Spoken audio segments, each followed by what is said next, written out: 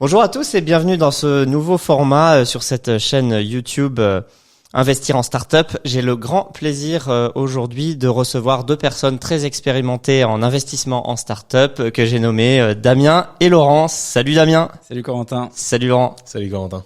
Écoutez, merci beaucoup d'avoir pris le temps d'échanger un peu à propos de l'investissement en startup, cette activité un peu obscure pour certains, et surtout que c'est en fait une activité de très long terme. Et en fait, la courbe d'apprentissage elle est assez longue dans ce métier, et on a plein de gens qui se lancent dans ce métier ou cette activité chaque année et qui savent pas trop bien comment s'y prendre. Donc le but c'est de les aider. Et aussi surtout donc de démarrer, mais aussi surtout de tenir la distance sur la durée. Parce que on va le voir ensemble, les questions c'est investir, mais aussi réinvestir, bien sortir. On en parlait juste à l'instant. Est-ce que vous pouvez juste en intro nous dire quel âge vous avez, depuis quelle année vous investissez et combien de tickets vous avez investi. Vas-y Damien. Ok, donc Damien, 49 ans. J'ai dû investir en tout dans un petit 90 startups. Dont certaines n'existent plus. Donc aujourd'hui, je dois être à peu près à 82 startups actives et peut-être un peu plus même. Et voilà. Et je suis issu aussi de startups dans une autre vie. Voilà. Et donc j'ai commencé il y a 5 ans grosso modo. Il y a 5 ans, ça veut dire en 2018-19 ? Ouais. 19, ouais. Ok. Et Laurent, j'ai 32 ans. J'ai commencé il y a 2 ans à investir dans les startups et pour le moment, j'en suis à 16. Donc, tu as commencé en 2021-22. Ouais, 2021. Et tu as investi dans 16 boîtes. Ok. Est-ce que vous investissez uniquement en France ou est-ce que vous avez déjà franchi les frontières ? Question.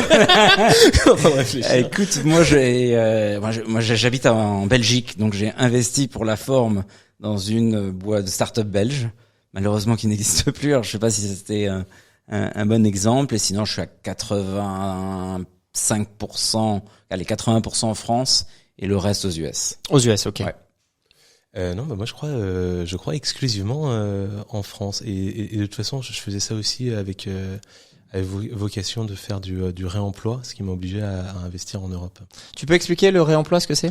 Ouais, donc en fait j'ai récupéré de l'argent en vendant mon entreprise et il y a une loi donc qui s'appelle le 150 obiter qui dit que cet argent-là soit on paye des impôts dessus, on est taxé à flat tax à 30%, soit on peut l'apporter avant de vendre les parts de la société à une entreprise, une holding, et on paiera cet impôt plus tard, donc on le reporte plutôt ad vitam aeternam, avec la condition qu'il faut réinvestir une partie de ce qu'on a mis dans cette entreprise dans des entreprises éligibles qui correspondent globalement à de l'économie réelle, et donc une partie des entreprises éligibles c'est des startups. Ouais, c'est ça, c'est des sociétés de non-coté basées en Union européenne. Toi, tu connais pas ça, Damien ? Non, ce que j'allais dire, sinon il y a une autre solution, c'est la Belgique, Ouais. puisqu'il n'y a pas d'impôt sur les plus-values en Belgique, donc c'est ce qui permet de sortir d'une façon un peu plus légère. Mais toi, ça fait longtemps que tu es installé là-bas. Oui, exactement. Je suis parti en 2012.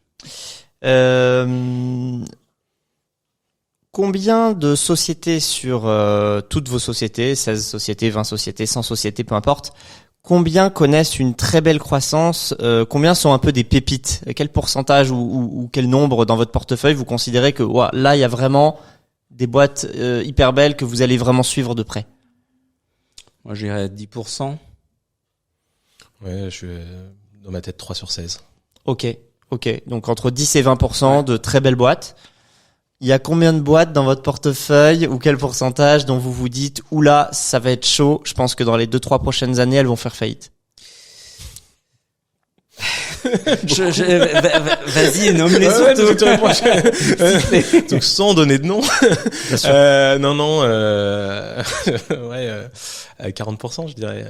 Ok, presque une moitié où tu te dis ça va être Mais chaud. après non, enfin ça dépend que il y a faillite et ne va pas décoller quoi. Enfin je mets ça un peu dans la même catégorie. Je sais pas si on va faire faillite ou pas quoi. Mais en tout cas j'ai récupéré. Enfin je saurais très clairement dans 2 ans que ça me rapportera pas d'argent et ça m'en fera perdre quoi. Ok.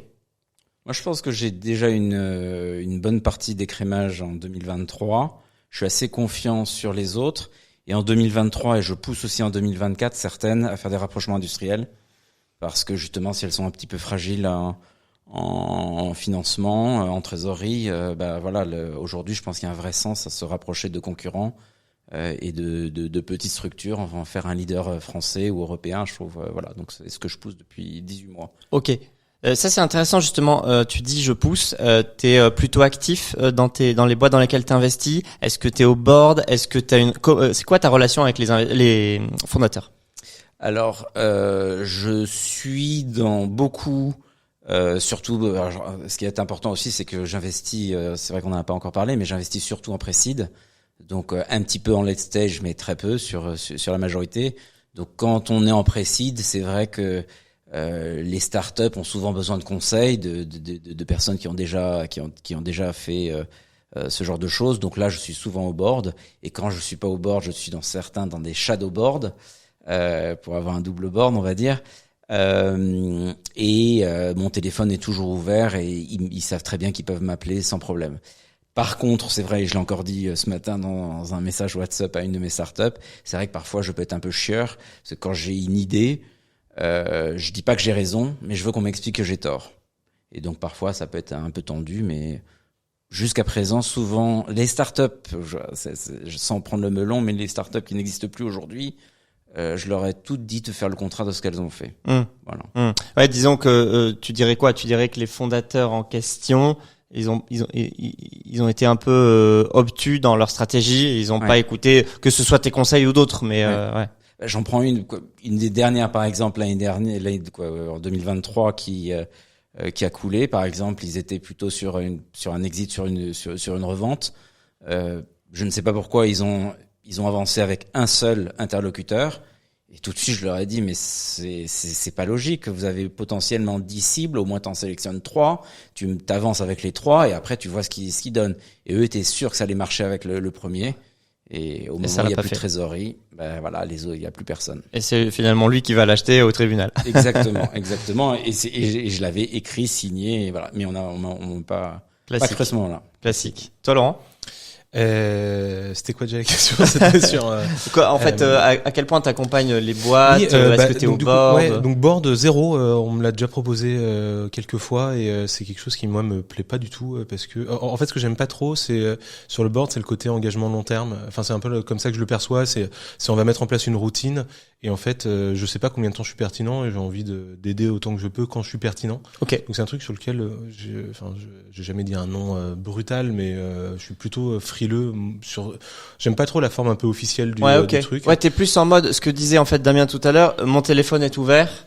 Beaucoup plus, ouais. Et globalement c'est ça, et j'ai l'impression qu'il y a la moitié des entreprises, j'ai rien fait, je veux dire, pas de zéro souci. Moi ce que je veux, c'est surtout pas embêter les gens, et la moitié où on s'est parlé au moins plusieurs fois, et où on a pu discuter parfois ponctuellement, parfois sur du long terme, parfois vraiment pendant plusieurs années, quoi. Mais oui, je préfère le côté informel, mais c'est une appétence personnelle. Ok. Et je pense qu'il y a peut-être un point qui nous différencie là, mais peut-être que je me trompe, Laurent. C'est que moi, c'est mon activité à 85%. Et c'est quoi? Peut-être que toi, tu avais une activité en parallèle, et donc tu pouvais pas. Ouais, tout à fait. Non, effectivement, je pense que j'y consacre. J'y ai consacré jusqu'à un tiers de mon temps, mais là maintenant, 10%, quoi. Effectivement, c'est une grosse différence. Ouais, effectivement, et ça c'est assez rare d'ailleurs d'être dans ta position, Damien. La grande majorité des gens qui investissent en start-up, on les appelle business angel ou autres, la grande majorité consacre juste une partie de leur temps, c'est un side business, on peut les qualifier d'amateurs, mais au sens noble, tu vois. Oui. Et effectivement, toi, en tout cas à une période de ta vie pendant plusieurs années, t'as fait ça quasi full time. C'est ça, c'est que moi j'avais déjà fait 3 exits dans 3 startups, et en fait pourquoi j'ai réinvesti, pourquoi je suis devenu business angel, c'est que je me suis dit tiens, il y a des startups qui m'ont donné ma chance pour faire un petit patrimoine, et donc ça me semblait naturel de réinvestir dedans. Et donc comme je voulais plus être monotâche à faire qu'une seule chose dans qu'une seule boîte, c'est là où j'ai commencé. Je suis arrivé jusqu'à 9 startups, et je me suis dit oula, c'est déjà full time, faut que j'arrête. Le Covid est arrivé, plus de temps pour moi, plus enfermé chez moi, et c'est là où j'ai explosé les compteurs. Puis il y a peut-être probablement aussi, t'as dû aimer ça aussi. C'est clair que c'est super intéressant. surtout d'avoir. Moi, j'ai pas de secteur privilégié, donc je passe de la lingerie féminine. Je sais pas pourquoi je commence par ça. De la lingerie féminine aux vêtements inclusifs, avec Poiscaille, avec la pêche durable, sur des trucs tech, sur des fintech, sur Waymoney. Enfin voilà. Donc à chaque fois que je décroche mon téléphone, dans la journée, je sais pas, j'ai 20 sujets différents qui sont passionnants. Ouais, intellectuellement, c'est hyper passionnant. Justement, en parlant de ça, est-ce que vous avez une thèse un peu définie d'investissement où, genre, vous vous dites, moi, j'investis que dans la tech, j'investis que dans les boîtes qui font tant de revenus, etc., etc., ou c'est beaucoup plus large que ça? Ouais, bah moi, c'est vraiment, enfin, il y a 2 secteurs, c'est le climat et la santé. J'avais écrit une thèse très précise au moment justement de ce remploi parce que j'avais un montant bien précis que je voulais réemployer, donc c'était très clair.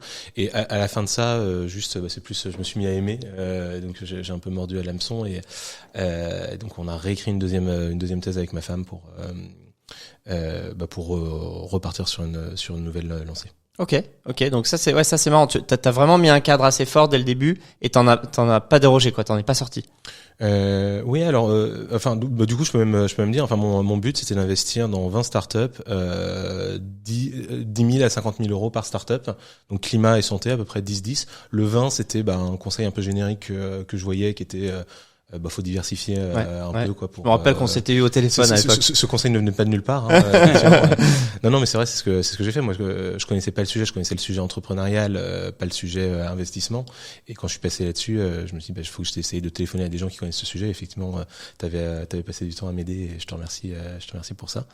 Et donc 20 startups. Et donc là où j'ai dérogé un peu, c'est pareil bizarre, c'est je disais 10 à 50 000 et c'était vraiment ce que j'ai fait et c'est ce que j'ai fait mais j'ai jamais investi 50 000 parce que ma thèse 50 000 c'était je connais, je suis capable d'aider et je suis jamais tombé sur quelque chose où j'ai eu ce niveau de confiance. D'accord. Ce qui n'empêche pas peut-être dans l'avenir de réinvestir dans certaines boîtes dans lesquelles tu as déjà investi et d'atteindre ce fameux montant. On va pouvoir aborder ce sujet, mais c'est pas du tout ma thèse. Ok, intéressant ça. Ok.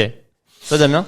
Alors moi, quand j'ai commencé, donc je me suis vraiment déployé, on va dire, comme on disait tout à l'heure, 2019-2020.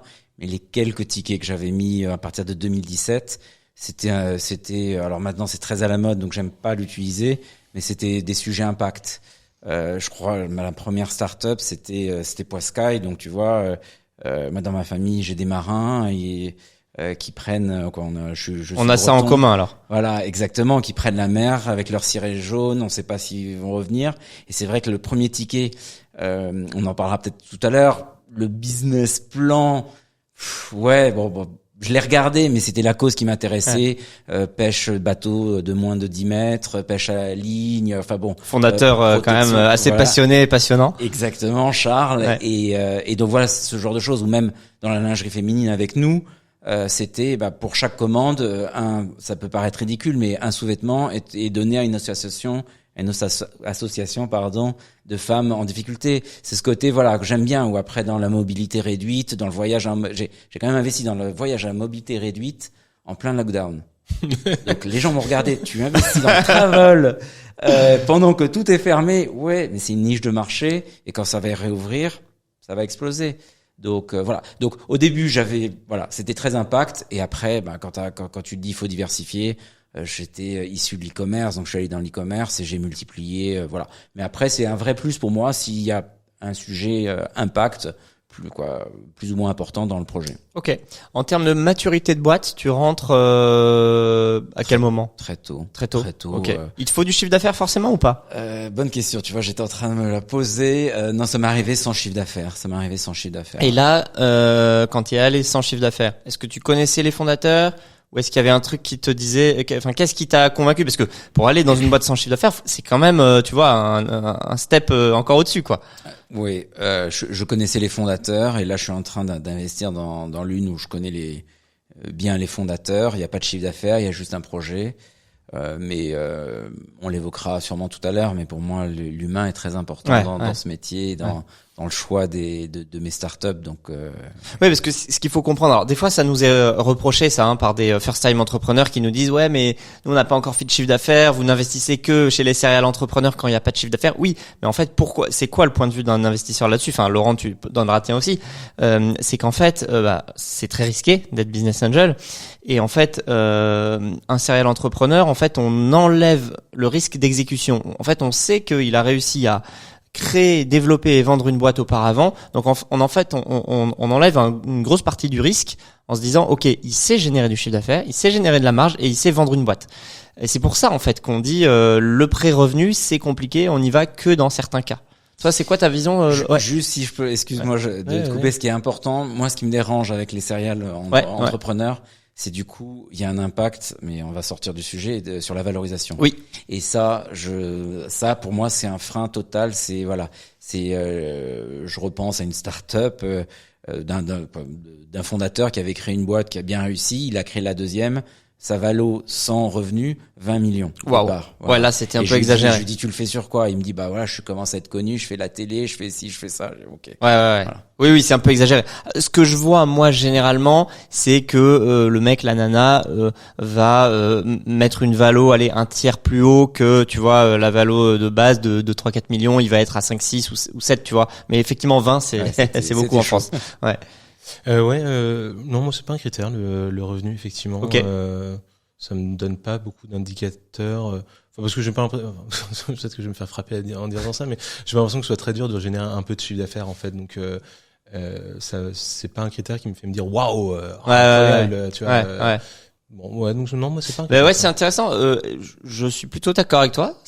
En tant qu'entrepreneur, ça m'a pas l'air très dur de générer un peu de chiffre d'affaires, mais parfois c'est quand même le cas. C'est-à-dire que t'investis chez des gens et puis finalement le truc sort jamais quoi. Non mais et tu vois, tu me disais c'est quoi vos boîtes fétiches quoi. Les 2 sur les 3 auxquelles je pense génèrent toujours pas de chiffre d'affaires. Ouais. Et je les mets dans la catégorie ils sont incroyables quoi. Enfin, et c'est quoi? Il y a une grosse R&D, il y a de la grosse tech, il y a un vrai actif technologique dans ces boîtes-là. Parlons concret. Il y en a une, c'est Beyond Aero, qui fait un avion zéro émission. Ouais. Eloa, quand elle est venue me pitcher, elle sortait d'école, quoi. C'est une entreprise incroyable et ils avaient rien. Enfin, je veux dire, on veut construire des avions, quoi. Enfin, tu vois, et donc, maintenant, ils sont en train de construire effectivement l'asset qui est la capacité à vendre des avions. Enfin, des jets, ça se vend X millions d'euros. Donc, non, ils ont rien pour le moment, tu vois. Enfin, ils font pas de chiffre d'affaires. Derrière, ils ont fait Y Combinator, ils vont relever un tour. Génial. Ils sont en train de construire quelque chose. Mais c'est vraiment, ils sont incroyables en tant que personne. C'est ça qui m'a. Ok.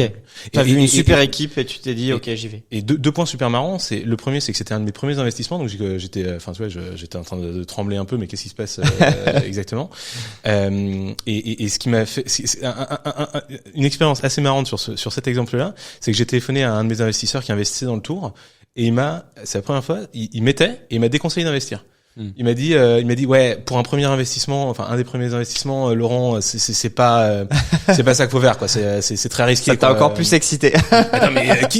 Non mais des gens qui me conseillent d'investir alors qu'ils investissent pas, j'en ai à l'appel. Ouais. Tu vois, genre c'est la première fois que j'avais cette expérience. Okay. Je trouvais ça particulier. Le mec prend un risque et me dit non, tu devrais pas le prendre quoi. Enfin bref, non mais tu vois, c'est le genre d'exemple. Bah oui, ils font pas de CA. Enfin tu vois. Non mais je comprends très bien ce qu'il a voulu dire parce que en fait c'est un jeu où au début quand t'es débutant investisseur il te faut quand même des choses pour te rassurer etc. Et c'est vrai que lui j'imagine que c'était pas son premier investissement et c'est ça et il a dû se dire attends Laurent ce serait peut-être mieux qu'il commence sur un truc plus simple qui va peut-être générer du chiffre plus rapidement qui va le rassurer. Non bien sûr, je pense pas qu'il était je pense qu'il avait aucune mauvaise intention. Je pense que son conseil était bon, du coup je l'ai pas suivi mais c'était perturbant comme conseil. Ouais. Mais je rebondis par rapport à ce que tu dis, c'est les quelques startups où j'ai eu des soucis, c'était que des startups qu'on m'a conseillé. Donc, tu vois, ne pas suivre les conseils. Alors, soit de family office, de fonds d'investissement, de business angels ou de fondateurs qui te disent bah tiens, j'ai un copain qui a lancé ça, c'est super, ils sont top, machin, et donc t'as un biais parce que tu regardes plus la même façon, tu te dis ouais, j'ai investi dans ce gars-là ou cette nana-là, elle est bien, donc si elle me conseille ou s'il me conseille, ça doit être un bon sujet et moi, en tout cas, personnellement, j'ai manqué de vigilance dans ce cas-là. Ouais. Ça, c'est intéressant. Et justement, sur l'aspect un peu humain, c'est quoi la typologie un peu de fondateurs, fondatrices que vous aimez, vous, que vous regardez? Et est-ce que au début, vous avez fait l'erreur d'investir chez des gens uniquement qui vous ressemblent? Et est-ce que vous êtes sorti de ça? Moi, j'ai fait cette erreur, je la fais encore. Enfin, il y a un côté, il y a un côté grandes écoles, pour être assez honnête, que je trouve complexe. Parce que t'es ingénieur. Ouais. Exactement. Et du coup, je trouve ça compliqué parce qu'en plus, c'est aussi une question de network. C'est-à-dire qu'en fait, j'ai une bonne capacité à récupérer des bonnes opportunités dans ce secteur-là. Et bon, déjà, c'est une première piste de réponse, quoi. Ouais, je fais beaucoup ça et j'essaye d'en sortir, mais j'ai pas. Si t'as des idées de comment réussir à sortir de ça, je trouve ça dur, moi. Non, moi j'aime les personnes qui ont du caractère, donc voilà, qui savent s'exprimer, mais j'ai pas de modèle par rapport à moi.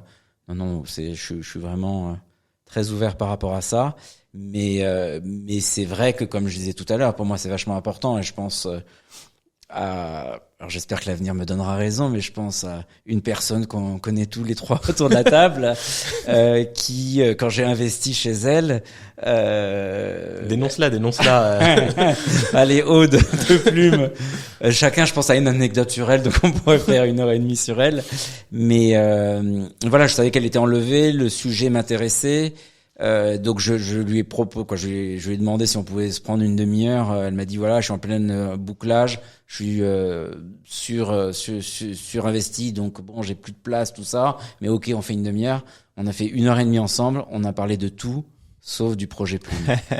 Et à la fin, je dis ok, j'ai envie de mettre. Elle me dit je sais pas ce qui me reste. Je dis écoute, dis-moi et je mettrai. Et je trouve ça génial. Et aujourd'hui, on continue à avoir des relations assez tellement franche, et Aude a beaucoup de caractère, mais par exemple l'année dernière, elle m'appelle en me disant, elle m'appelle et dès que je décroche, je lui dis Aude, c'est pour me demander de l'argent, c'est pas la peine. Et elle fait pas mal d'audience avec ses posts. J'étais très touché, c'était mignon. En décembre, elle a fait un post où elle remerciait 2 personnes, je crois, sur son année, dont moi, en disant voilà, Damien m'a réussi avec ce message tout bête, stop, arrête d'aller chercher de l'argent, concentre-toi sur ton business et va développer ton business. Ça lui a fait tilt, et ce qui a fait qu'elle a fait 2023 une année record, et en réduisant les investissements. Et pour rebondir en y réfléchissant aussi, peut-être quelque chose que je considérais comme différent de ce que j'entends partout. Moi, c'est un truc qui me marque, c'est quand les entrepreneurs, plus que l'ambition, sont marqués par la mission. C'est-à-dire que ça me dérange pas forcément que le but ce soit pas de faire le dernier GAFAM, quoi. Mais ce qui m'importe, c'est qu'on sente que ce qui les touche, c'est de faire la mission de la boîte, quoi. C'est ça qui me Donc marque. une passion, une flamme, vraiment pour le. Plus la passion, plus que l'ambition. Je sais pas si tu vois la nuance que j'essaie de mettre. Ok, intéressant. Alors je vais vous poser une question. Alors je connais déjà votre réponse, mais je vais vous la poser quand même parce je pense qu'elle est intéressante. Est-ce que vous regardez plus, parce qu'il y a 2 écoles, est-ce que vous regardez plus les chiffres ou est-ce que vous regardez plus l'équipe quand vous investissez? Oui, l'équipe. Donc j'avais pas répondu, mais également moi je m'intéresse surtout au early stage, avec un petit bémol qui est juste dans la santé. En fait, je trouve que c'est beaucoup plus dur. Enfin pour moi, c'est beaucoup plus dur de sourcer des boîtes santé. Donc j'ai fait des investissements aussi un peu plus late stage en santé, mais du coup en crowdfunding parce que impossible de trouver des boîtes série B où tu rentres comme ça. Mais donc, en early stage, l'équipe, quoi. Mais globalement c'est j'avais déjà répondu, quoi. Le revenu, c'est pas forcément un critère. Ce que je peux regarder quand même, j'aime bien les gens quand même qui sont à l'aise avec les chiffres. Donc c'est pas forcément les chiffres, mais c'est être à l'aise avec les chiffres, et être look knowledgeable, quoi. C'est-à-dire en fait que les gens, quand tu leur poses des questions, tu vois qu'ils ont déjà réfléchi. Ils ont des réponses chiffrées, quoi. C'est ça. Et après le reste, c'est pas non, c'est l'équipe. Je te rejoins. C'est vrai que les chiffres c'est important, mais on peut pas regarder que ça, parce que sinon on s'en sert pas. Et après, c'est tout, je dis souvent, et je pense qu'on est tous d'accord, c'est un fichier Excel, quoi. Un BP, tu changes une virgule, ça change tout. Donc faut pas rester que figé là-dessus. Et après, effectivement, la personne, c'est le plus important. Et que quand tu parles aussi de croire en son projet, Corentin, je sais pas, je pense pas de cacher un secret, mais on est tous les deux dans quelques boîtes ensemble. Et je pense notamment à Waymoney. quand on voit Barry expliquer ce que c'est, moi, le transfert d'argent, mais surtout la diaspora en Afrique, c'est un sujet que je ne connaissais pas. Et je vois très bien, je me revois dans une voiture aux États-Unis, passer des heures avec lui au téléphone, et passionnant. Voilà, et d'apprendre. Et c'est vrai qu'après, si on reprend, je pense que je peux pas trop parler de chiffres vis-à-vis de lui, mais il a explosé son BP, et si on était resté sur son BP, ça aurait été quelque chose de petit, alors que voilà, il a explosé, mais parce que il y a une personne. Et puis on sent qu'il lâchera jamais, quoi. Parce que c'est évident. C'est un feu sacré qu'il a. Et modulo, pour aller quand même pour faire un peu avocat du diable et aller sur la côté chiffre, moi ce que j'aime bien, c'est éventuellement quand il y a un chiffre qui sort du commun. C'est pas tellement quand tous les chiffres sont tu vois, ah bah oui, bah tu fais bien ton travail, t'es bon élève, mais c'est plutôt de dire ah ouais, tu vois, s'il y a un chiffre qui sort, je me dis genre un énorme panier moyen, ou genre un CAC très bas, ou genre c'est ça? Ouais, c'est ça. Ouais, voilà. Ok, qui pop up sur la. Ouais, où tu dis ah ouais, je trouve ça plus sympa d'avoir un chiffre extraordinaire que d'avoir plein de bons chiffres. Okay. Enfin, en tout cas, ça m'attire mon attention. Après, évidemment que c'est. Ouais, c'est une aspérité. Tu te dis là, il y a un truc. Ouais, je trouve. Ok. Moi, il y a un chiffre que je regarde, mais je sais pas quelle origine ça pourrait venir, mais je regarde les salaires. Parce que pour moi, c'est quand même important. Alors, on sera peut-être pas d'accord là-dessus, mais je repense à une start-up où, grosso modo, il y avait 2 cofondateurs. Ils levaient 1 million d'euros et ils se payaient à eux deux 10 000 balles. Donc, tu charges ça, machin. Et je leur ai demandé, vraiment me poser la question, genre, finalement, vous faites une levée pour vous payer pendant 1 an? Parce que c'est ça la réalité. Parce que quand on regarde... donc, ça, c'est quelque chose qui me gêne. Alors après, et d'autant plus que pour moi, un fondateur va garder, surtout en early stage, il va garder entre 80 et 85% du capital de sa société. Donc, c'est là-dessus qu'il va faire son exit et faire son patrimoine. Donc, je trouve que c'est un peu gênant, les gens qui prennent un gros salaire et qui gardent le capital. Ouais. Il y a un moment, je trouve qu'il faut trouver un bon équilibre. Mais bon. Ok. Est-ce que vous regardez le marché et comment vous le regardez? Et est-ce que vous préférez un petit marché avec peu de concurrents ou un très gros marché avec plein de concurrents? Enfin, en fait, moi, j'ai pas forcément une thèse d'investissement qui est de dire je veux investir dans des boîtes VC backables, quoi. Donc il y a je dirais qu'il y a quand même 2/3 des entreprises dans lesquelles j'investis qui partent sur cette logique de on va lever des tours successifs, on crée un gros asset qu'on va commercialiser, et il y a aussi un tiers en fait qui crée des entreprises qui ont pas forcément vocation à exploser, quoi, des chaînes de maisons de santé, ce genre de choses. Et donc c'était quoi la question, du coup? Du coup, tu vois, qu'est-ce que tu regardes dans le marché, et puis est-ce que tu préfères un niche de marché? Et donc pardon, et donc du coup la taille en fait pour moi c'est une question de cohérence. C'est-à-dire qu'en fait, s'il y a une boîte qui dit je veux être VC backup, j'ai un marché de 100 millions, tu dis écoute, ça tombera à l'eau. Donc en fait, raconte-moi une histoire qui est cohérente. Ouais. Mais s'il y a quelqu'un qui dit non, moi j'ai besoin que d'une levée de fonds pour qu'on se lance, et en fait on va bootstrapper a posteriori, j'en suis ravi, quoi. Enfin, mon critère n'est pas il faut un marché à 10 milliards, etc. Okay. Mais par contre, ce qui est important pour le marché, pour moi, c'est une question cohérente.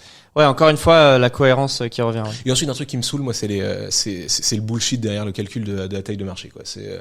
Non, mais ce que j'aime bien, c'est juste, mais c'est plus une question de. Le marché fait 300 milliards et je vais en prendre 1%. Non, mais voilà, à un moment, tu prends le truc et dis bon, comment t'as calculé ça, soyons sérieux, quoi. Mais c'est plus une question histoire de discuter, quoi, de débattre, quoi. Ouais. Et généralement, ça finit en plus, et je vais être une licorne. Ouais. Je suis français et je vais devenir une licorne. C'est assez marrant. Toi, Damien, sur le marché, Non, vraiment, je suis investi dans tout. Comme je dis, si je regarde, par exemple, une marque de vêtements inclusifs pour femmes, on peut penser que c'est assez niche de marché, même si derrière, en fait, finalement, le marché est énorme. Mais bon, je regarde dans le travel, je regarde dans tout. Je suis pas bloqué là-dessus. Okay. Par contre, c'est vrai, ce qui me fait peur quand on rigole sur les licornes, c'est quand j'entends ça, les gens qui me disent moi je suis une future licorne, et j'ai l'impression qu'il y a encore des fondateurs qui pensent, alors il y a peut-être 3 ou 4 cas en France, ou peut-être un peu plus, mais je pense qu'on va retomber les pieds sur terre, de personnes qui disent moi dans 3 ans ma boîte vaut 500 millions. ok, j'y crois pas. C'est des trucs qui me font peur. Hein. Alors peut-être qu'elle vaudra 500 millions en haut de cycle, comme en 2021, et qu'il faut savoir sortir au bon moment. Ouais, enfin je pense qu'aujourd'hui, si on regarde la moyenne des exits en France, il y en a très peu qui sont revendus à plus de 100 millions d'euros. Bien sûr. Je pense qu'on doit être voilà. Après, la grande majorité, elle se vend entre 10 et 100. C'est ça. Quand elle se vend. Mais je trouve que c'est pas facile pour l'entrepreneur parce que t'as une injonction quand même à l'ambition qu'on a auprès des entrepreneurs. On leur dit ah mais non vas-y fais ta slide avec la courbe qui explose etc.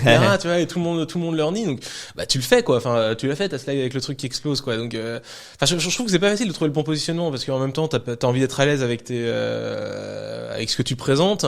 En même temps tu sais qu'il faut un peu qu'il faut montrer de l'ambition quoi. Ouais. Et enfin bref je trouve que c'est pas facile quand même pour les entrepreneurs se trouver le juste milieu quoi. Ouais, c'est vrai. Est-ce que c'est important pour vous de regarder qui d'autre investit autour de table quand vous rentrez? Est-ce que vous le faites ou est-ce que vous avez complètement la tête froide et vous en foutez? Vas-y, si tu veux, c'est pas qui alors moi je l'ai fait. J'ai été suiveur dans quelques dossiers, mais comme je l'ai dit tout à l'heure, les dossiers qui se sont mal passés, c'est parce que j'étais souvent suiveur. Et donc parce que je me disais bah tiens un tel j'ai quelqu'un en tête mais je peux vraiment pas faire du camping il va investir donc ça va être bon. Mais ce un tel il est réputé bon investisseur? Il se donne l'image d'un bon investisseur. Okay. Maintenant plus du tout. OK. Maintenant alors c'est au contraire maintenant, c'est que par exemple je demande qui sont les investisseurs et je n'y vais pas s'il y a certains investisseurs. OK. Tu vois, c'est plutôt l'inverse. Intéressant. OK. Mais moi, je pense parce que je suis aussi plus jeune là-dedans que toi et que j'ai peut-être un peu moins de réseau. J'ai pas encore, à mon avis, cette notion de machin IF, faut pas que j'y aille quoi. Peut-être qu'il faut que tu me donnes les noms à la fin. Peut-être que j'ai déjà fait des erreurs, j'en sais rien. Non, moi j'ai pas trop. Moi c'est plus. Je pense que vraiment 80% des cas, ça m'intéresse pas. Et c'est plus des boîtes dans lesquelles j'hésite à investir. Et il se passe deux choses. Le premier, c'est je demande qui a décidé d'investir et je demande à discuter avec cette personne-là. Mais c'est plus pour avoir un avis supplémentaire, voir si on a identifié les mêmes faiblesses, les mêmes forces, quoi. C'est plus pour avoir un interlocuteur de plus pour m'aider à avancer dans ma réflexion. Et j'ai deux cas en tête où ce qui m'a rassuré, c'est effectivement que l'investisseur qui était l'investisseur parce que il avait déjà fait le taf. Et que voilà. Ah oui, le taf de due deal, d'audit. Non, pardon, non, le taf de l'entrepreneur. C'est-à-dire, il a monté une boîte similaire, un peu différente. OK. Il sait ce qu'il faut faire. Bon, il y va, je me dis OK, mais en tant qu'entrepreneur, tu vois, pas en tant que ouais. Ça m'est arrivé 2 fois et je me suis dit bon OK, c'est bon, il m'a rassuré quoi. OK. Mais on pourrait te retourner la question, Corentin, qu'est-ce que fait Super Capital par rapport à ça? Est-ce que c'est parce qu'il y a Xavier Niel derrière ou il y a Y Combinator, donc c'est une question difficile.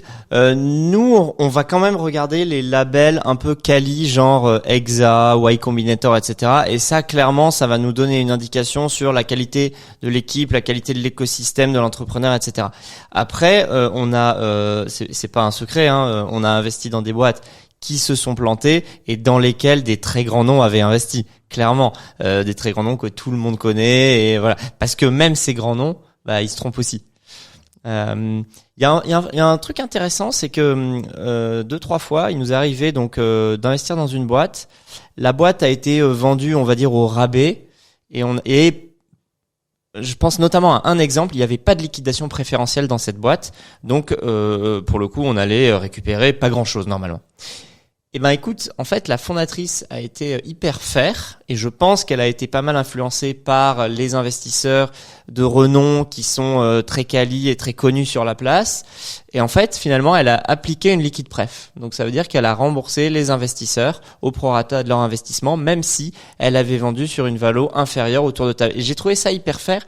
Classe. Et pour le coup, tu vois, cette nana, si elle relance une boîte demain, tu vois, il se peut très fort qu'on la suive. Parce que, ok, elle a planté une boîte, mais elle l'a plantée proprement. À côté de ça, t'as des mecs ou t'as des nanas, en fait, c'est exactement l'inverse. Je pense à une personne, qui a vendu l'actif de la boîte dans laquelle on avait investi. Donc juste l'actif. Donc nous, on reste investisseur d'une coquille vide.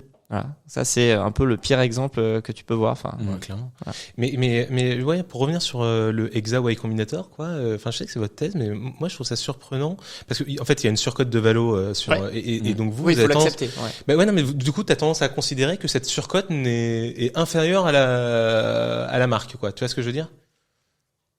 À quelle marque tu veux dire? Bah, c'est-à-dire, on dit, je sais pas, t'as une boîte qui fait Hexa, bah en fait, sa valo de seed va être à 20 millions au lieu de 5, quoi. Ouais, plutôt 10 15 au lieu de 5, ouais. Ok, 10 au lieu de 5, Ouais. il y a un x2. Ouais. Et toi, tu dis, bah malgré ce x2, Ouais. en fait, parce que c'est une boîte Hexa, et je suis d'accord que ça a de la valeur, hein. C'est en pas fait, trop parce que c'est une boîte Hexa, mais parce que je me dis que si il a été pris chez Hexa, Oui. tu vois, c'est que l'équipe est super quali et en plus de ça, ils vont bien l'accompagner, etc. Tu vois, c'est un ensemble de facteurs. Non, mais tu dis du coup que le label est sous-coté en fait par le marché, quoi. Ouais, clairement. Ce qui est intéressant Ouais, comme approche. Ouais. C'est quoi votre plus gros fail en tant qu'investisseur? Moi, j'en ai donné un à peu près là.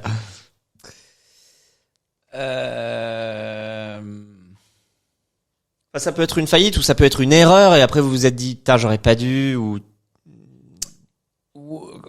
Ouais, tout à l'heure on parlait de l'humain et je pense que ça a été, pour moi en tout cas, ça a été une difficulté pendant le Covid où on pouvait plus rencontrer les fondateurs et j'ai continué à investir et même j'ai mis un boost pendant cette période-là et je me souviens d'un cas concret. Donc j'ai fait plusieurs visios, ça s'est bien passé et en plus avec d'autres investisseurs là auxquels j'ai confiance, on était tous d'accord sur tout, quoi. Ça paraissait vraiment super le dossier. Et après le deuxième lockdown, je crois que c'était en septembre, mais je me souviens plus le premier ou le deuxième lockdown, je vais rencontrer à la station F et je me souviens d'être sorti de là en disant Damien, mais Qu'est-ce que t'as fait? Qu'est-ce que t'as fait? Qu'est-ce que t'as fait? Ça, c'est mort. Parce que voilà, t'as pas le même feeling. C'est énorme cette présentiel, différence voilà. entre la visio et le physique, c'est énorme. Ouais. C'est incroyable. Et d'ailleurs, avant 2020, je pense qu'il y avait aucun investisseur qui investissait sans rencontrer physiquement les gens. Ouais. Après 2020, c'est plutôt l'inverse. C'est rare qu'on rencontre les gens en vrai. Toi, Laurent, t'as commencé après le Covid. Oui, complètement. Je suis de ce nouveau monde. Effectivement, j'ai beaucoup d'investisseurs que j'ai toujours pas rencontrés physiquement. C'est ça, beaucoup c'est ça. de participations que j'ai pas Ouais, rencontrées c'est ça. physiquement. Après, il y a un deuxième sujet aussi qui est un peu peut-être un peu différent par rapport à toi, c'est que il y a beaucoup de startups où je mets des petits tickets et en fait, il y a aussi un côté où moi ça représente éventuellement beaucoup, mais il y a aussi un côté où j'ai pas envie de faire perdre trop de temps non plus sur les petits tickets. Je trouve que c'est un peu compliqué le positionnement. Petit investisseur, c'est pas la même chose que t'arrives, t'es Xavier Niel, tu mets 150 millions partout, 150K partout. Enfin, je trouve que il y a un positionnement un peu plus délicat. Pour répondre sur les fails, moi, je suis en train de réfléchir. Non, j'ai pas encore de regrets, mais Okay. ils vont arriver. Okay. J'ai zéro regret sur ce que j'ai investi. Du coup, moi, c'est un peu différent. J'ai des regrets de boîtes dans lesquelles j'ai pas investi, et ouais, que je regrette. C'est plus ça. Et que t'as vu passer? T'as eu l'opportunité d'entrer? Alors non, mais j'ai deux cas. Il y a un cas, moi, qui m'énerve énormément. C'est j'ai vraiment une boîte en tête où il y avait un entrepreneur qui était au bout du trou. J'ai passé un temps fou à l'aider, à leur booster le moral, etc.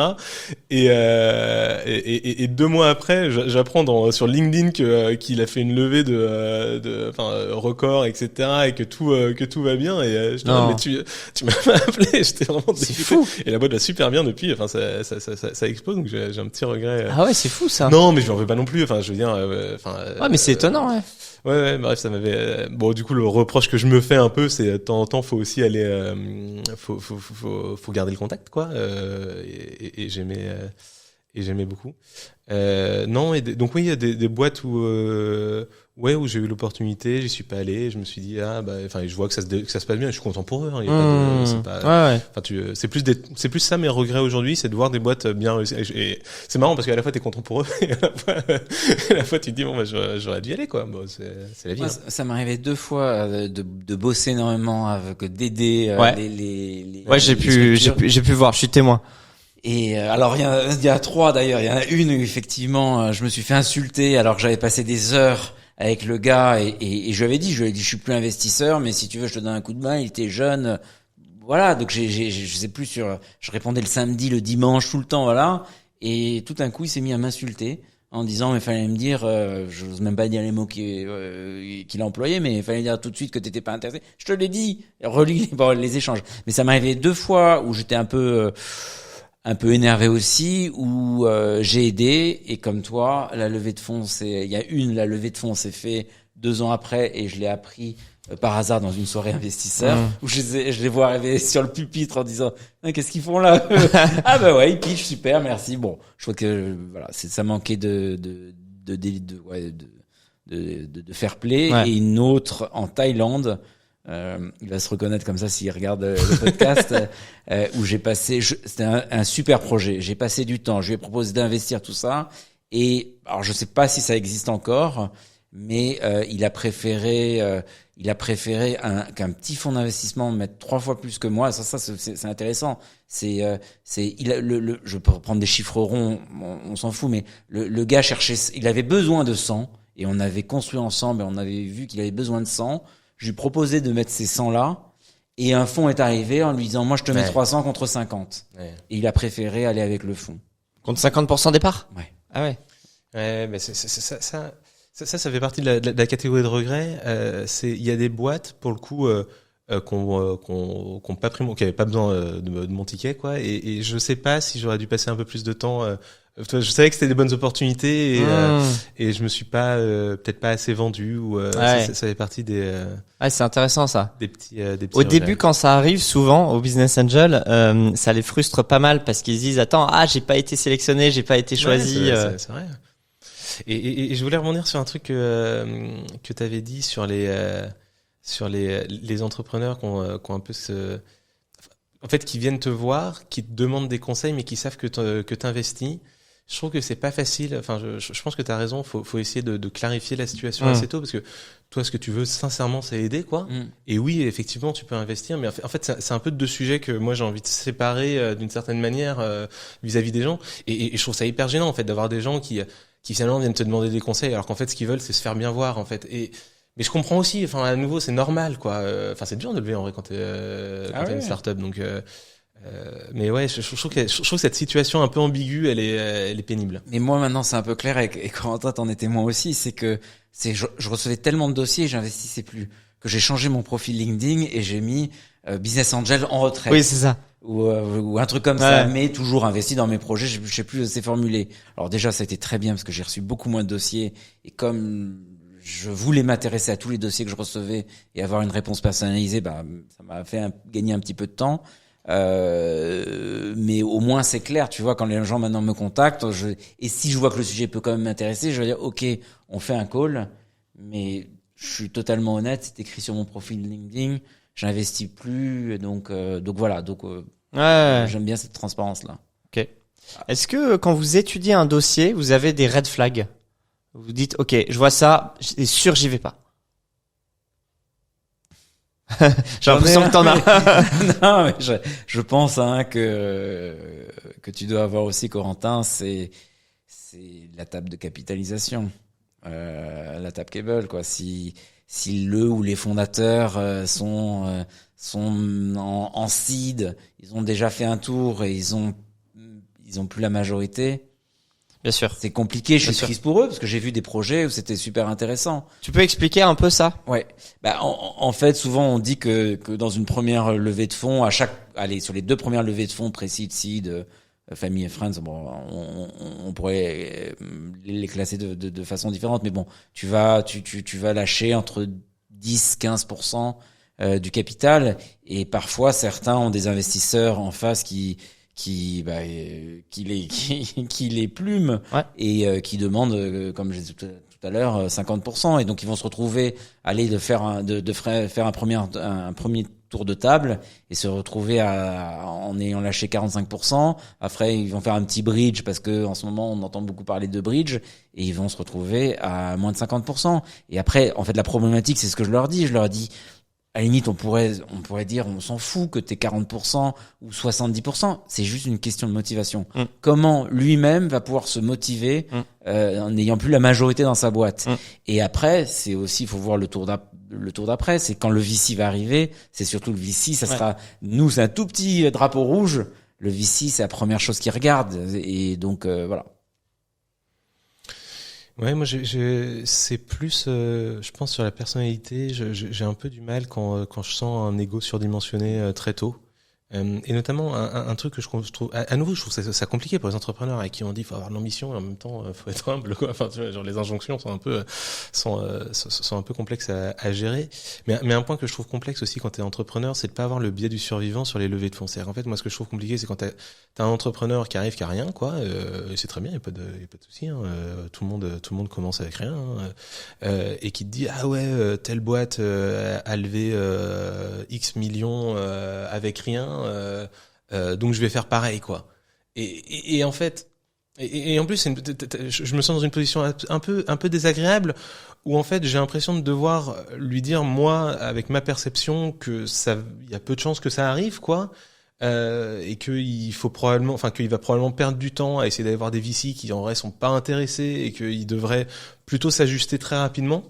Et en même temps, si ça se trouve, il a raison. Si ça se trouve, c'est rare, mais si ça se trouve, il a raison. Il va effectivement élever en claquant des doigts un truc super, etc. Enfin bon, et du coup, c'est compliqué d'essayer de donner ce conseil-là. Et bon, ça généralement, ça se passe mal et vite, quoi. Ouais. Est-ce que vous avez une ou deux anecdotes étonnantes dans ce monde de l'investissement en startup, du business angel? Un truc marrant, un truc qui vous a marqué. Question pas facile. Ouais, j'en ai quelques-unes, mais effectivement, c'est un peu ce que j'ai dit tout à l'heure. Je pense à un dossier qu'un business angel m'a vendu dans ses tops, machin, vas-y, fonce. Et en fait, il protégeait son propre investissement qu'il avait fait avant. Et s'il n'y avait pas de l'argent frais qui arrivait, la boîte allait au tapis. Exactement. Donc c'était ce côté malsain. Et après, on en parlait pour un deuxième exemple. Sur une start-up, j'avais l'opportunité il y a 18 mois de faire un bel exit, de faire un x15 sur mon investissement en revendant en secondaire mes actions. Le fondateur m'a demandé gentiment, en plus quoi, voilà, il m'a dit bah tiens, il y a mon cofondateur qui a besoin de liquidité, on a vu effectivement qu'on pouvait faire un peu de secondaire, est-ce que tu peux lui laisser ta place cette fois-ci et après tu pourras le faire. D'accord. Et je l'ai fait. Et maintenant, la boîte n'existe plus. Donc, Aïe. Le cofondateur a fait un x15 ou un x 100, limité. Voilà. Ouais. Donc, oui, en bon, fait, tu lui as laissé ta place pour la liquidité, c'est ça, pour le cash out. Exactement. Ok. Et quand j'ai voulu le remettre, ça commençait à tourner mal et donc c'était plus vendable. Donc ça, c'est une leçon aussi hyper importante, hein, c'est savoir investir, c'est bien, mais savoir sortir, c'est presque encore mieux. Ouais, savoir sortir au bon moment. Et après, il faut garder en tête que aujourd'hui, depuis 2 ans, je pense que sur le marché, on a des sociétés comme Caption Market ou d'autres boîtes qui nous permettent de faire un peu de secondaire, alors que ça existe depuis quelques années aux États-Unis. Mais sinon, la liquidité est relativement faible dans les investissements. Donc, faut quand on a la chance de pouvoir sortir, même si c'est pas des multiples qui font rêver, faut vraiment se poser la bonne question. Est-ce que je le fais ou est-ce que je le fais pas? Toi, tu dirais, par exemple, une belle série B, un beau multiple, un x15 ou plus, tu sors au moins partiellement? Ouais. Alors là, par exemple, l'année dernière, j'ai fait un truc je pouvais sortir à 100% et je suis sorti à 20% de mon investissement en récupérant 100% de ce que j'avais investi. Ok, tu t'es remboursé. Je me suis remboursé et je sais que la boîte va continuer à grossir.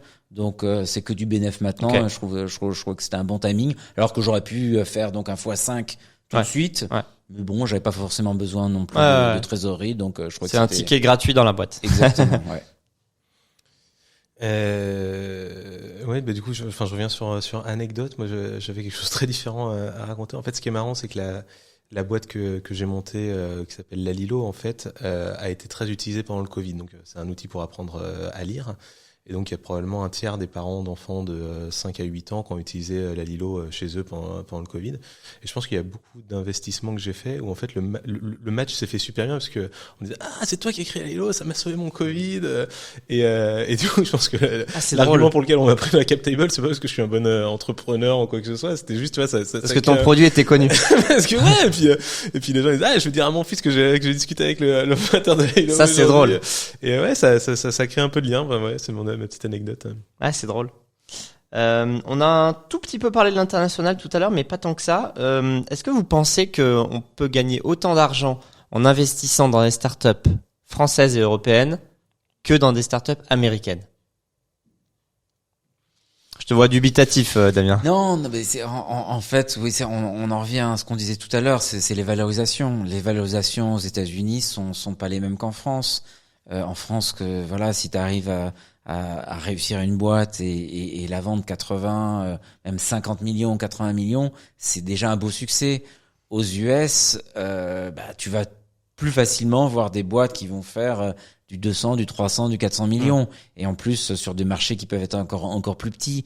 Donc oui, je pense qu'en France, c'est plus compliqué d'aller chercher des grosses valorisations et des grosses sorties. Donc, Ok.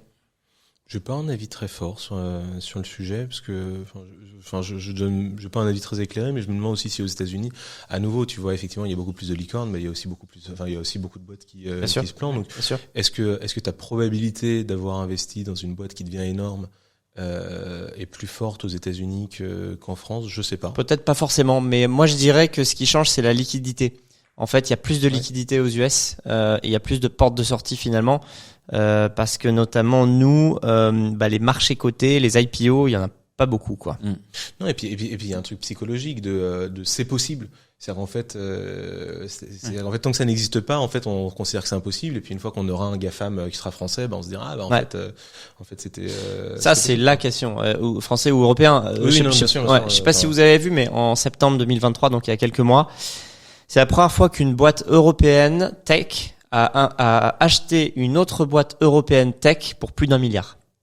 C'était quoi? C'était SAP, donc société tech allemande qui a acheté une autre boîte tech allemande dont j'ai oublié le nom, mais donc pour plus d'1 milliard. Donc c'est la première fois. Donc cet écosystème, il est en construction. On a 10-15 ans de retard sur les US, mais effectivement.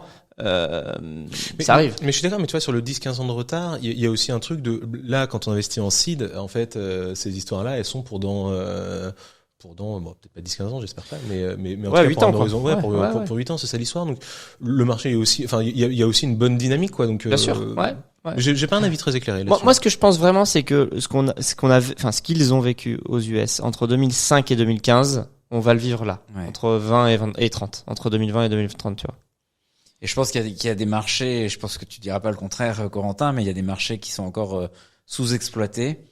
Et j'aimerais beaucoup y rentrer dans ces marchés-là. Mais là, par contre, il faut vraiment des spécialistes et être sur place. Mais quand on regarde l'Inde, par exemple, c'est une mine d'or pour moi. Et quand on regarde même sur tous les patrons des grosses boîtes aux États-Unis, t'as une grosse majorité d'Indiens. Donc les têtes pensantes sont indiens, et en Inde, il y a des pépites. Donc je pense que là, il y a quand même quelque chose à creuser. J'espère que tu iras, par exemple. Ouais, on a déjà investi dans une douzaine de boîtes, en Inde, comme tu le sais, est-ce qu'il y a un multiple ultime pour vous, c'est-à-dire vous vous dites OK, je fais un fois X dans une boîte, c'est bon, le game il est fini, j'arrête.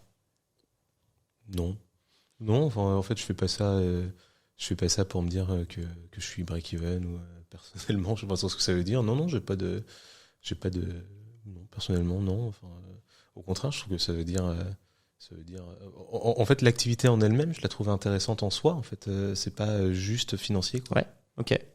Ouais, moi je rajouterais que j'ai pas de chiffre en tête, mais par contre, j'ai besoin de flamme, un peu de passion. C'est-à-dire que je serais tout à fait capable de lâcher avec une perte un de mes investissements qui m'amuse plus. Et par contre, un investissement qui me plaît, de dire bon allez, je prends le risque, je continue, je reste. Donc ça va pas être une notion de multiple, ça va être une notion de flamme. OK. Est-ce que vous investissez dans autre chose que des startups? Et si oui, quoi? Oui, plein. Un tout petit peu de crypto, d'immobilier, du côté. Rien d'extraordinaire par rapport à... C'est des trucs qui t'intéressent autant que les startups? Moins? Non?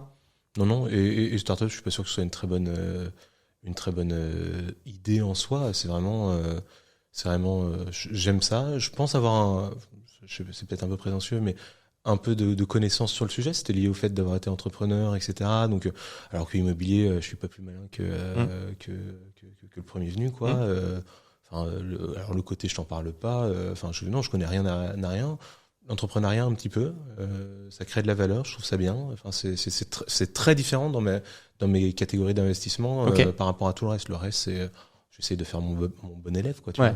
Ouais. Ok. Moi, j'ai toujours été pas mal dans l'immobilier. J'en reviens d'autant plus en ce moment. Alors, et je bouge un peu. J'étais très immobilier France il y a, je sais même plus quel âge j'ai, donc mais il y a peut-être 25 ans. Après, je suis passé États-Unis. En fait, je suis opportuniste. Aux États-Unis, subprime, où il y avait des super coups à faire si tu avais les liquidités, que ce soit à New York ou dans les grands endroits. Après 2008, c'est ça? Exactement, après 2008, que j'ai revendu l'année dernière parce qu'il y avait une parité. Donc à la fois, j'avais fait des loyers depuis 15 ans ou 12 ou 13 ou 14 ans, des plus-values sur ce que je revendais et la parité euro-dollar quand c'était à 1,50 j'avais acheté et quand il y avait parité, donc voilà, donc je prenais rien que sur le change, je prenais 50%. Et là j'ai la chance de réinvestir dans des projets immobiliers pareils en Thaïlande. Alors bon, les gens pensent que je suis en vacances, mais non, c'est pas parce que je poste une photo de sable que je suis en vacances. Non, c'est voilà. Donc immobilier, après aussi portefeuille, bourse, des choses comme ça. Mais tout m'amuse. Donc ça m'amuse de toute façon. Ok, top. On a fait un bon tour. Est-ce que vous avez encore, je sais pas, un sujet que vous voulez aborder un peu dans ce monde du business angeling, un conseil à donner sur des gens qui veulent se lancer ou alors des gens qui font ça depuis quelques années et qui se demandent s'ils doivent continuer? C'est quoi un peu votre vision? Moi, ce serait plutôt un message que j'aurais aux fondateurs. Et j'ai eu hier une discussion avec une boîte dans la santé, donc peut-être que faut que je te passe le dossier, qui me disait, alors je peux pas spoiler, mais qui me disait voilà, je sais très bien qu'on va être là dans 1 an. Il me faut 300 000 euros pour arriver là. Et une fois qu'on sera arrivé à cette étape-là, ça va exploser la valorisation parce qu'on va être racheté par un laboratoire. C'est évident, il y a toutes les preuves. Et il hésitait entre aller chercher 300 000 euros avec les investisseurs historiques ou de nouveaux business angels, mais il était à la fois dragué par des fonds d'investissement. Et je lui disais, ok, mais quelles sont les discussions que tu as avec les fonds d'investissement? Ouais, mais tu comprends, ils sont prêts à me donner 1, 2, il y en a un qui me propose 5 millions. J'ai dit, mais t'as pas besoin de 5 millions. Qu'est-ce que tu vas aller faire à te marier, parce que c'est un vrai mariage, et ça c'est important. Et te mettre aussi peut-être une pression supplémentaire. Et la pression, et en plus, cette personnage sait très bien que c'est pas le genre de personnage qui va aimer ce genre de pression. Donc c'est une levée de fonds, étant parlé tout à l'heure, faut pas systématiquement se dire bah tiens, faut que je viens de lever, je vais relever sans savoir ce qu'on va faire de l'argent, et de bien réfléchir avant de lever de l'argent. Est-ce qu'on en a vraiment besoin ou est-ce qu'il y a d'autres moyens, parce que les fonds d'investissement ce sont pas les business angels. Et d'ailleurs, et après je te laisse la parole, mais je voudrais qu'on protège plus les business angels. Je trouve que c'est dégueulasse ce qui se passe. On en parlait avant de l'enregistrement, mais les fonds d'investissement nous squeeze. Tout à l'heure tu parlais, mais ça, on pourrait faire un podcast entier là-dessus, des liquidités préférentielles, etc. Je trouve ça honteux que des fonds d'investissement arrivent, surtout dans des périodes comme ça où il y a un manque de trésorerie, et ils disent ok, mais moi je vais être le premier à ressortir s'il se passe ça. Aujourd'hui, j'étais en call avec une start-up. Allez, je prends un chiffre rond pareil. Mettons qu'ils vont se vendre 100. Il y a 85% qui part chez le VC. Nous, business angels qui sommes rentrés en premier, qui avons pris tous les risques, parce que c'est ça qu'il faut aussi penser, c'est qu'un business angels, il arrive, il y a pratiquement rien. Parfois, il y a pas de chiffre d'affaires ou il y a très peu. Le fonds, il va arriver en série A, il y aura déjà du chiffre d'affaires, tout sera, il y a aucune garantie que ça marche, mais beaucoup de choses sont faites. Et là, les gens ne font pas attention dans l'impact d'actionnaires, donc ça, voilà. Et donc, en ce moment, je suis un peu remonté contre les VC. Non, mais ça m'énerve aussi sur certains. Bon, on va pas faire pleurer grand monde avec nos histoires de pauvres béats lésés. Non, mais c'est vrai qu'il faut comprendre que le dernier arrivé est le premier sorti, en gros. C'est ça. c'est ça. Enfin, non, mais c'est insupportable. Enfin, il y a des clauses de temps en temps, j'ai jamais fait, mais j'ai failli dire, bah non, finalement, sans moi, parce qu'on n'a pas discuté des détails, mais enfin, à un moment, il y a des trucs qui sont scandaleux, quoi. Mais là, dans la startup de ce matin, donc si on prend 100, donc c'est-à-dire nous, BA, on allait récupérer, allez, peut-être 1 sur 100 et même pas sûr. 2, vu que la boîte avait moins de 5 ans, alors moi, ça me concerne pas parce que je suis pas résident français, mais ceux qui ont investi et qui ont bénéficié d'exonérations d'impôts, ils risquent de se faire requalifier, donc payer de l'impôt. Ils ont tout perdu. Ils vont payer de l'impôt et en plus, le fonds d'investissement, comme leur acheteur, et je comprends, exige une garantie de passif et d'actifs. Et donc, le fonds d'investissement dit mais tout le monde doit participer à cette garantie d'actifs et passifs. C'est-à-dire que les investisseurs, à la fois ils perdent tout, plus peut-être qualifiés au niveau des impôts, et troisièmement peut-être ils vont devoir verser. Waouh, la triple peine. Non mais c'est de la folie quoi. Il vaut mieux que ça se passe super bien. Et dans ce cas-là, tu peux sortir un peu quand tu veux. D'ailleurs, un truc, c'est la liquidité. En fait, c'est plus un problème quand la boîte se passe super bien, parce que on vient toquer à ta porte pour te proposer de te racheter, quoi. Et ça c'est des choses qu'on sait pas trop ou qu'on n'entend pas trop. Mais quand on a vu des gens investir au tout début dans des boîtes qui sont devenues des licornes, en fait, on se rend compte que la liquidité, c'est plus un problème, en fait, dans ces boîtes-là. Ouais, c'est clair. Ouais, j'avais un commentaire un peu similaire, enfin, pour raconter un peu le même genre d'histoire. Moi, j'ai un moment, ça m'énervait, j'avais pris un café avec un type que j'avais aidé à faire sa levée, donc je m'étais aussi, et le type, il y avait pas les mêmes conditions, il y avait un fonds qui mettait dans le même tour, et j'avais pas les mêmes conditions que le fonds. Ouais. Et du coup, et lui, il me disait, l'entrepreneur, qui était de très bonne volonté, très sympa, il me dit, bah oui, mais eux, ils vont m'aider. J'ai dit, mais je suis en train de faire quoi, là? Je veux dire, moi, proportionnellement à ce que je suis en train de mettre, je pense que je passe beaucoup plus de temps avec toi que ce que eux vont faire, quoi. Mais, bien sûr. Ouais, c'est, bon, bref. Non, c'est un peu en vrai, c'est un peu la loi du plus fort, quoi. Bah, bien sûr, mais enfin, à un moment, il serait bien d'embêter aussi tous ces VC si l'écosystème n'existait pas, quoi. Clairement. Donc, clairement. Bon, puis c'est un petit milieu, hein, en vrai, on se connaît. Mais moi, maintenant, je sais que je dis à mes startups, si vous avez un problème avec votre VC, n'allez pas vous brouiller avec lui parce que c'est important, mais mettez-moi au milieu. Ouais, moi, l'année dernière, je me suis pris la tête, je me suis engueulé avec certains VC parce que moi, j'ai plus rien à prouver. Je suis indépendant, c'est ma vie, c'est mon argent. Donc voilà, donc les gens ont une mauvaise image de moi, j'en ai rien à faire. Et je me souviens d'une discussion avec un VC, mais alors c'était lunaire. Le mec m'a expliqué parce qu'en fait, ils avaient fait une erreur. Ou tant mieux pour nous, on va dire. Ils avaient pas mis de liquidité préférentielle, mais ils avaient juste une clause qui était que si on voulait revendre la boîte, ils avaient un droit de veto. Et là, il fallait faire un rapprochement industriel, et donc ils ont mis leur droit de veto si on n'acceptait pas justement une liquidité préférentielle. Et donc les gars ont dit, nous on veut que notre sortie soit, ou notre entrée, même si on est rentré sur une valorisation à 10 millions, on veut pouvoir sortir comme si on était rentré à 2 millions. Donc moi, ils ont voulu m'expliquer ça en me disant, voilà, on est tous les deux investisseurs, donc on est pareil. Ouais. Et je dis, non, moi, si t'as acheté du Amazon à $50 et tu rentres à $1000, bon, maintenant ça a changé un petit peu, mais bon, on n'est pas les mêmes. Donc faut accepter, d'être rentré. Tu rentrais dans Tesla en 2008 ou en 2020. C'est ça. C'est pas pareil. T'es actionnaire, mais pas la même valo. Tu peux pas partager le revenu par rapport à ça. Ouais, non, je suis d'accord. Compliqué. Et ce qui est compliqué, c'est que c'est pas vraiment la faute à quelqu'un. Enfin, c'est dur de trouver la faute. C'est un peu le système qui parce qu'en fait le VC, t'as des partenaires, mais enfin, je veux dire, c'est un peu, c'est son métier en fait d'aller défendre ses investisseurs à lui. Donc en fait, il fait son taf en fait d'une certaine manière. Et si t'es mis dans un fonds, t'es d'ailleurs très content que le mec essaye de trouver un bon arrangement. L'entrepreneur, moi, je me suis retrouvé dans cette situation avec un BA qui se sentait lésé en fait vis-à-vis d'un fonds.